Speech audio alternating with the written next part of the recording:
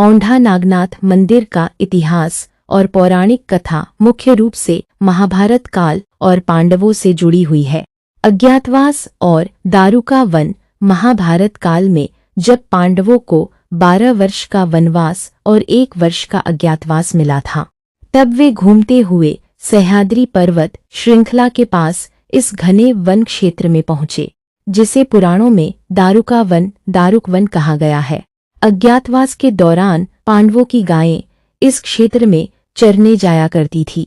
पांडवों ने देखा कि उनकी गायें एक विशेष स्थान पर जाकर स्वयं अपना दूध बहा देती थीं। जब धर्मराज युधिष्ठिर और भीम ने उस स्थान की खुदाई की, तो वहां एक अलौकिक शिवलिंग प्रकट हुआ। भगवान शिव के दर्शन पाकर पांडवों ने अत्यंत भक्तिभाव से पूजा की। इसके बाद पांडवों ने मिलकर विशेष रूप से भीम और अर्जुन ने उसी स्थान पर एक भव्य पत्थरों के मंदिर का निर्माण करवाया। धार्मिक ग्रंथों के अनुसार यह मंदिर महाभारत काल से ही पूजनीय है। संत नामदेव महाराज और मंदिर के घूमने का चमत्कार। औंढा नागनाथ मंदिर से जुड़ी एक और बेहद प्रसिद्ध और ऐतिहासिक कथा महान वारकरी संत नामदेव महाराज से जुड़ी है। कीर्तन और जातिगत भेदभाव। 13वीं-14वीं शताब्दी में संत नामदेव महाराज अपने गुरु संत ज्ञानेश्वर और अन्य सहयोगियों के साथ औंढा नागनाथ मंदिर पहुंचे। संत नामदेव मंदिर के मुख्य द्वार के सामने बैठकर भगवान शिव के भजन और कीर्तन गा रहे थे। उस समय मंदिर के पुजारियों और उच्च वर्ग के लोगों ने संत नामदेव को निचली जाति का बताकर मुख्य द्वार के सामने से हटने को कहा, क्योंकि उनके अनुसार इससे मंदिर के अंदर विराजमान भगवान के दर्शन में बाधा आ रही थी।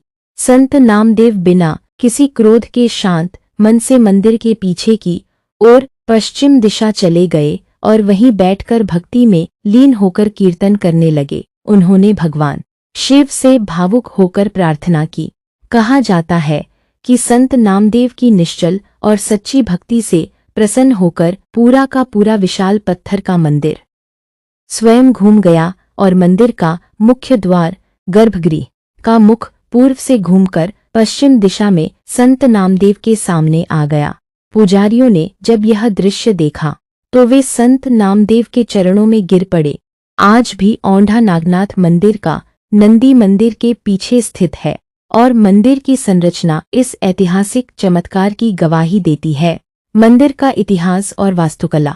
यह मंदिर 13वीं शताब्दी की हेमाडपंथी वास्तुकला का एक बेजोड़ नमूना है। मंदिर की बाहरी दीवारों पर देवी देवताओं, नर्तकियों, हाथियों और पौराणिक प्रसंगों को पत्थरों पर बेहद बारीकी से तराशा गया है।